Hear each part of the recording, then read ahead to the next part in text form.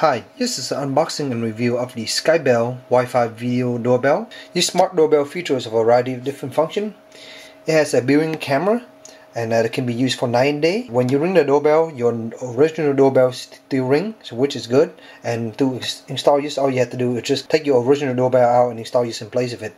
Should work on most typical modern day doorbell. This is what it comes in the box, and this is what it looks like.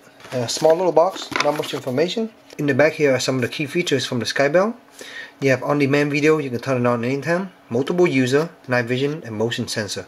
So even if no one ring your doorbell, you can actually see someone is coming based on the motion sensor. This basically requires full-time power from your doorbell, so you must have an existing doorbell or way to get power to it, and then you need Wi-Fi to access the smart features. To use most of the features, you will definitely need a smartphone or a tablet. Basically, iOS and Android devices are supported here. Let's go ahead and unbox this and see what's coming inside.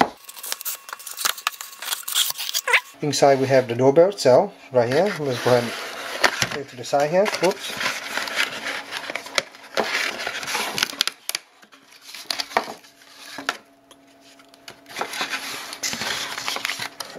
Looks like you have the mounting plate. You have some screw, and then you have the user menu. Beside the screw, you also get this mounting plate here.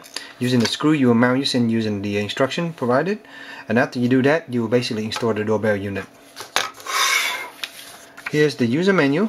You can see inside here you have the component of the Skybell explained, show you all the different functionality, what is the content. In here you have some pre-installation checklist, making sure you have doorbell chime, you have Wi-Fi, router speed, those kind of things. Router band, here we go. It support basically B, G, and N. And you have some power configuration here setting. You have more installation setting here. Basically some more instruction, and then some process for how to use it, how to sync it to your device. This is what the Skybell look like. You basically have the doorbell button here.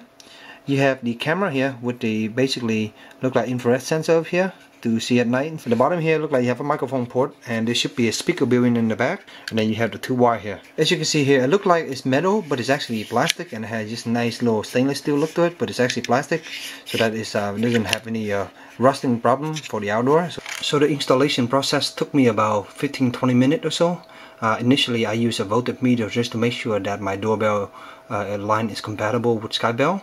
And if you read through the menu, you can go online to the website and you can find out which power configuration you want to use. So fortunately I have a doorbell already. All I have to do is just remove it, wire the Skybell into it. It doesn't matter which cable to connect to which. Basically it works both ways. And as soon as I tap it together, I noticed the red light blinking and I knew it was working. So after that, I spent the rest of the time basically getting the plate mounted correctly. Afterward, I pushed my cable back into the hole on my wall, and that gave me basically space to push the plate on, because there was not a lot of space behind the Skybell. When you have the Skybell installed, give it about 10 minutes to charge the internal battery. During that time, you can go to the App Store for iOS or Android and search for Skybell, and you're going to come up with Skybell Doorbell. It's a pretty small app, and on iOS it does require iOS 7 or better, and you can see here 8.8 megabyte. So the first time you launch Skybell, you do have to register it. According to the instructions, you register it, then you sign out after, and then you can continue the syncing process using the user manual, which tell you what to do. Another thing to keep in mind is that you do need the QR code and the special basic unit identification number on the back of the doorbell, which I already installed, and you need that code in order to register your device later. So it says it's supposed to be in the back of the menu, which I did not see at all. So basically just make sure you take a picture of it or write it down. So after installing everything and syncing the device, it was a pretty easy process. Basically you launch the app, then you will basically set your Skybell to a syncing mode.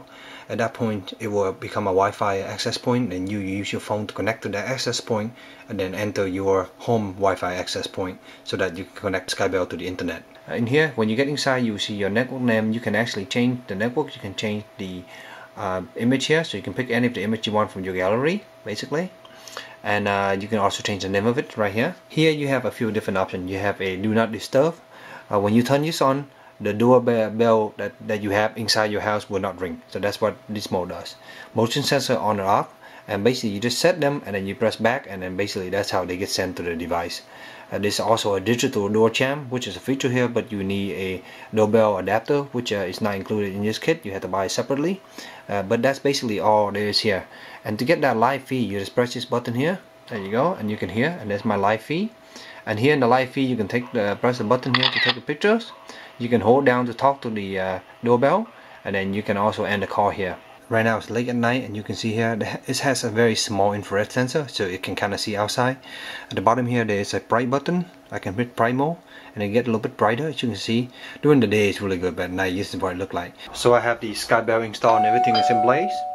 I have motion sensor set on the app itself, so when you complete it, it will basically ring the doorbell internally. I can also set the ring inside the house also with my regular doorbell. Right now it just ring one time and then it just basically stay on. And on my phone it will basically say doorbell is calling, so I'm just going to answer it. I have my feet so I can talk to the thing, and hello hello hello, and then you can hear. There's a little bit of feedback when I'm so close to it, but as you can hear, the sound quality is pretty good. When the doorbell is ringing and it's on and I log into the app, there's a one-way audio feed immediately from the doorbell to your device, and you can hear everything outside. And as soon as you hold out the talk button on the device here, you can talk back to the doorbell using this button right here. Hello? One thing I don't like about this area is that there's a lot of white space. Right here there usually is a button for brightness, and you press it, it gives you a low bright mode. It seems to only come on when there's in a low lighting condition, so it doesn't always give you that option. I don't know if it's an app problem or just issues. The other thing about the app I don't like is when you rotate the app, it doesn't rotate to give you that nice landscape pictures. You basically just get stuck with this. So I think the app on iOS still had a little bit of work to do. So overall, the Skybell Wi-Fi video doorbell works really well. I think this is one of the better implementation of the smart doorbell. The only thing that you need to concern yourself with is whether you have a correct setup to use this. If you have an existing mechanical or digital doorbell, that will work well for you, and you can check their website to see if it's compatible for you or not. They had a little guide to teach you that. The other thing that you need to check before even buying this guy is have a Wi-Fi checker or something. Install an app on your phone and go outside to where your doorbell would be and check to make sure you have a good reception right now.